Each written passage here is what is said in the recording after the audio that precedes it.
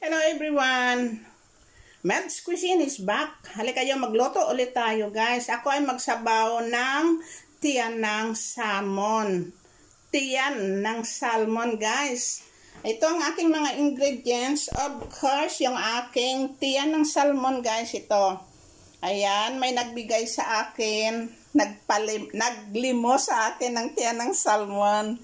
Ayan. Hindi guys, binili ko yan pero mura lang ha sa isang kaibigan natin na nagtitinda sa supermarket. Puti siya guys, nakikisama lang naman tayo. Nakipagkaibigan, kaya kung mayroon silang ganon at tanungin ko kung mayroon sila, binibigyan nila ako. At ayan, may kangkong ako guys. So yun ang aking ilagay na gulay sa aking tinola na tiyan ng salmon. Of course, may mga kasama pa yan na ibang mga ingredients. Of course, tomatoes, mamasita sinigang, ayan. At of course, pepper. Tuloy tayo sa ating green chili, onion, at salt. Ayan guys. So, halika kayo, magluto na tayo. Ngayon, ilalagay ko na yung aking salt. 1 tablespoon. At ilagay ko na rin yung onion. Yun. At pakuluin muna natin yung ating onion. Medyo unahin natin ang pagluto kasi yung ating kamatis ay madali lang yun maluto. So ayan guys, luto na yung ating onion. Inuna natin. Ayan. Mas maganda kasi pag lutong-luto yung ating onion kasi nagadagdag yan ng flavor. Ayun, so ang susunod ay yung ating kamatis.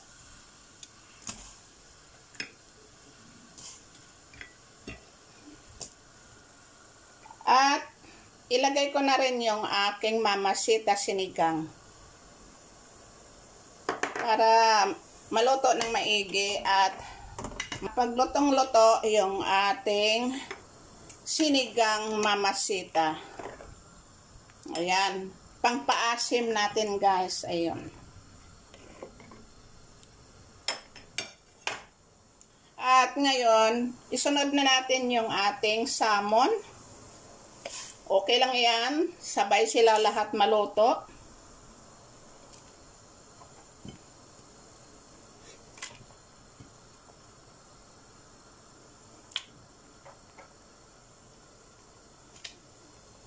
At ilagay na rin natin yung ating chili. Ayan guys, lagyan muna natin ng takip. So ito na guys, ang ating sinabawang tiyan ng salmon. Ready na. So ilagay na lang natin yung ating kangkong. At lagyan ulit ng takip. Kasi madali lang naman maluto itong ating kangkong. Ayan, very fresh yung kangkong ko guys.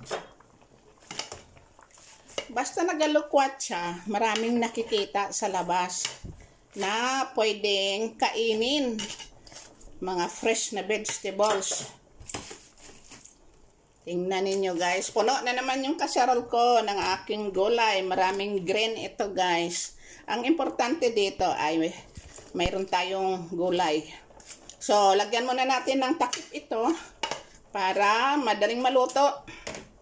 Okay. Ayan guys. So, maghintay na tayo sa pagkaluto ng ating kangkong. Then, mukbang na. So, ito guys. Ready na ito. Ayan. Tingnan ninyo. Napaka-presko ng gulay natin. Luto na yan.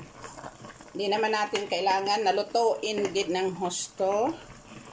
At lagyan natin ng kaunting black pepper.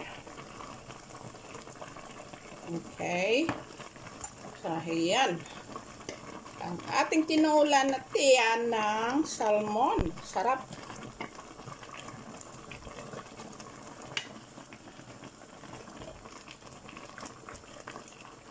Tikman natin guys ang kanyang sabaw.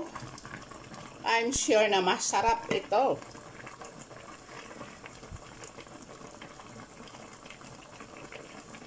Tamang-tama lang ang kanyang asin, ang kanyang Asim ang kanyang sarap ay tamang-tama lang. Ngayon, mayroon akong idagdag dito guys. Ayan o. Dried onions na binili ko kanina. So, lagyan natin ng kaunti. Ayan. Okay. Diba? Yummy siya. Ayun guys. Oh. Halina kayo. Mukbang na tayo. Maraming salamat sa inyong lahat na mga nanonood sa aking video. Thank you sa inyong suporta. And see you in my next video. Bye-bye.